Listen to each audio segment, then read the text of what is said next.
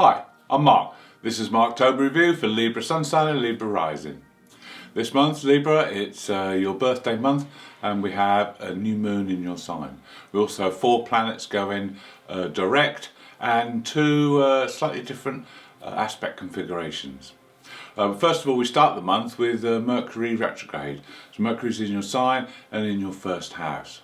Now, one of the things you need to do while Mercury's retrograde, and this lasts until the 18th, is to look at how you present yourself to the world. And there may be times to now revise this and change things slightly. Mercury in this position is also going to make it difficult for you to make any decisions, but you can do work behind the scenes. And the other point is you need to be very careful not to speak before you think. So consider everything before you communicate.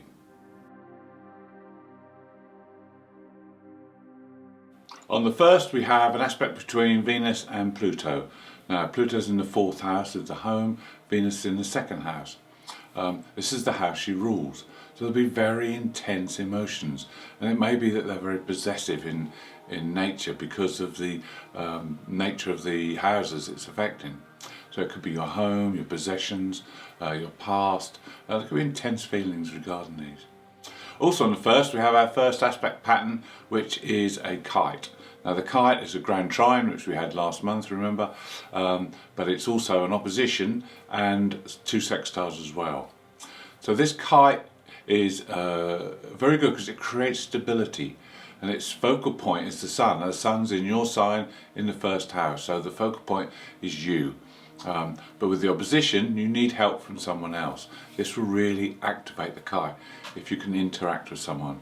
But the whole point of this is to use this for development, for you as a person. This is a good opportunity with this energy, and it lasts for 4 days to really project yourself onto the world. You can change yourself so that you are a slightly different person, or your attitudes are different. So ideal opportunity, especially with the Mercury retrograde as well, and we'll talk more about that later.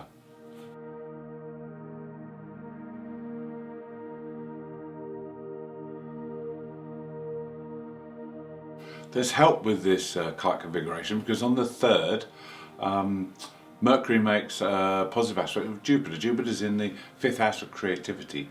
So this is a time when you can creatively plan what you're going to do. This is a time when you can have a boost of confidence as well, and really put things into motion. Then on the 5th, there's more help because the Sun makes a conjunction with Mars. Now this is a boost of energy. This is a time when you really need to assert your identity and project yourself as a confident, outgoing person. And the Mars energy will help you do this. Now it's quite a physical energy, it's Mars working with the Sun, so you need to do some exercise if you're not involving yourself in a physical project, so that you don't get a build-up of tension and frustration. On the 6th, we have the new moon in your sign. Now, this is a very powerful placement, especially if you're born between the 1st and the 10th, or you have a rising degree of around, say, 9 to 18. This is a very powerful aspect, and it will motivate you tremendously. But all of you will have this new moon in a sharp focus, and it's a time to reinvent yourself in some way. So this fits in well with what's going on with the other aspects. Everything's coming together now. This is time to get balance in your life, to restore equilibrium if the balance isn't there. It's also a good time to work on yourself, work on your leadership skills, work on any of the skills that you can use in the future. And it's a good time to fine-tune, maybe change something about yourself, maybe your look, your dress, your manner. This is a great time to reinvent yourself. Pluto moves direct on the 6th, and he will gain power, gain energy, moving from the darkness into the light, and he will allow you to make transformations within the home area. Then on the 9th we have 2 aspects Mercury joins the Sun and Mars in that first house, and Mercury retrograde will allow you to look within, look to see where with Mars you've been wasting your time or wasting your effort, so you can make changes there.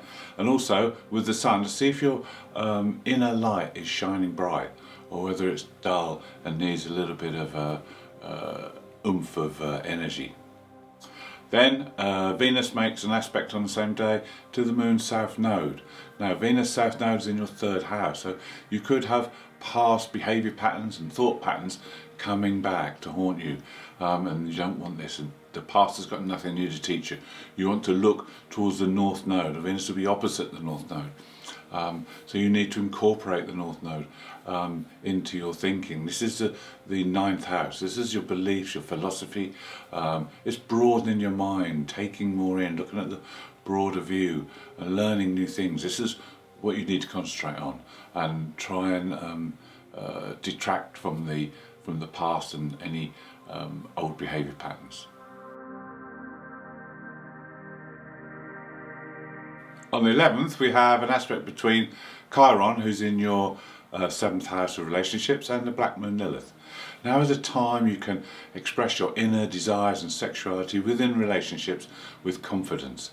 It's also a time to be a little bit different, be unique, and not need the approval of others to be like this. It's also a good time to help others with their wounds or their past hurts. Also on the 11th, Saturn goes direct. Now Saturn will help to guide you now on your current path, steer you in the right direction. On the 13th, Venus is in the third house, makes a positive aspect to Saturn. So this is a day when you can organise your responsibilities and duties on a daily basis. It's a time to look at your obligations and see whether you can add or subtract. Then on the 15th, one of the best aspects you can expect to have, the Sun makes a trine aspect to Jupiter. Jupiter's in that 5th house of creativity, so this is a great day. You'll feel very vibrant, very confident. It's a good day to start bringing changes in.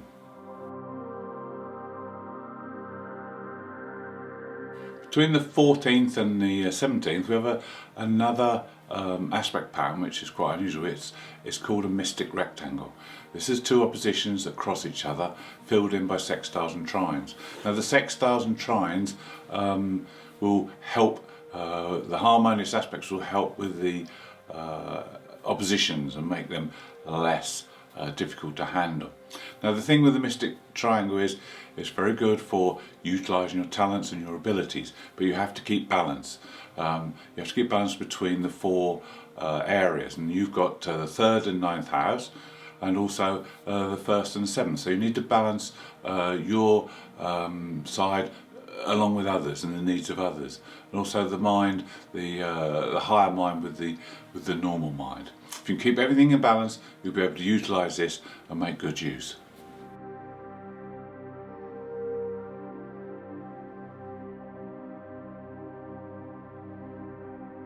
Between the 16th and the 21st, we have our second kite aspect. Now this one focuses on Mercury. This is a very interesting one because Mercury's in that 1st house, but during this period, on the 18th, Mercury will turn direct. So it'll be good to see what happens when Mercury turns direct. It may have a very big impact on you.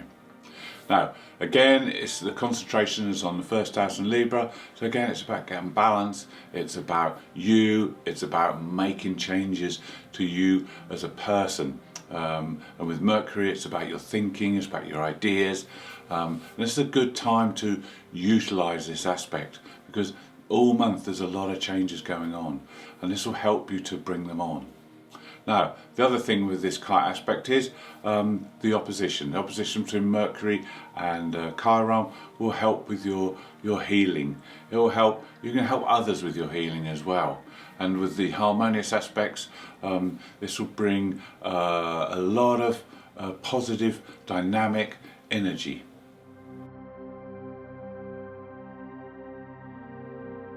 On the 17th, the Sun makes a square to Pluto. Now Pluto's in the 4th house of the home. So this is a day to purge. This is a day to get rid of things related to the home, things you don't need anymore, maybe clear some space so that you can make way for new things to come in.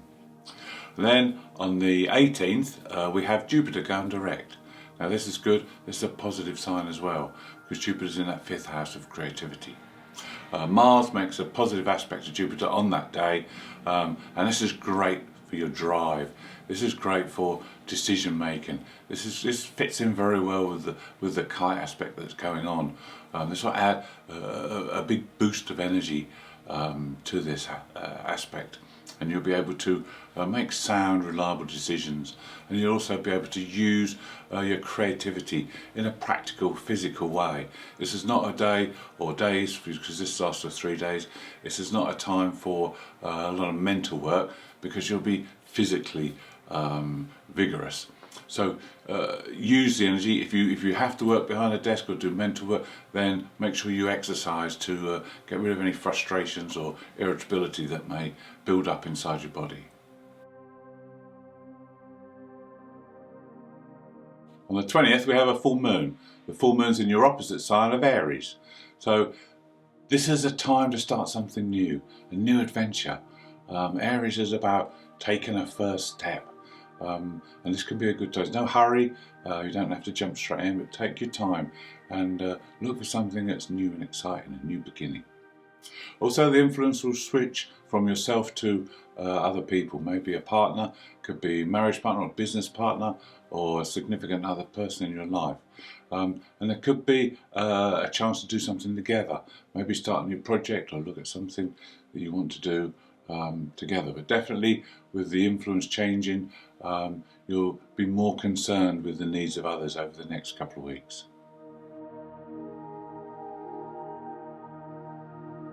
On the 21st, there's a high impact, high energy aspect between Mars and Pluto. It's a time to get things done. It's a time to be assertive and to really get ahead. But with every square aspect there is a challenge, and the challenge with this aspect is sometimes that you may come up against somebody who's equally trying to assert themselves and to dominate. So there is some danger attached to this aspect. Then on the 26th, it's a very different day, because Venus makes a square to Neptune. Venus is in the 3rd house, so your mind will be full of artistic inspiration, but it's not good for doing concentrated work. So maybe a day, if you are at work, that you find it hard to concentrate, and there may be a daydreaming going on in your head. On the 28th, Venus makes a positive aspect to Jupiter. Jupiter's in the 5th house. This is a great day for socialising, for having fun. It's a good day for love and romance. And it's also a very creative day as well. Then on the 29th, it's a more difficult day, because the Sun, who's now moved into Scorpio, is in your 2nd house, makes a square to Saturn. So there's some kind of financial limitations on this day. There's some reason why you won't be able to get ahead or do what you want to do. And Saturn may even point out a weakness that you need to work on and make good.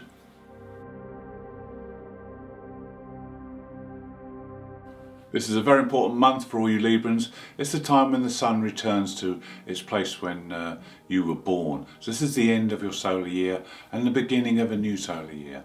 So it's a good time to look back at the past year and see what you've achieved and see where maybe you've fallen short. And then start to sow seeds and have ideas for the new year. If your birthday is around the time of the new moon, there'll be lots of new things coming into your life over the next year. It'll be a very exciting time. And if your birthday is around the full moon, you'll be gaining the benefits of previous seeds that you've sown and reaping the harvest. And things will be coming to an end, and there'll be changes happening for you as well.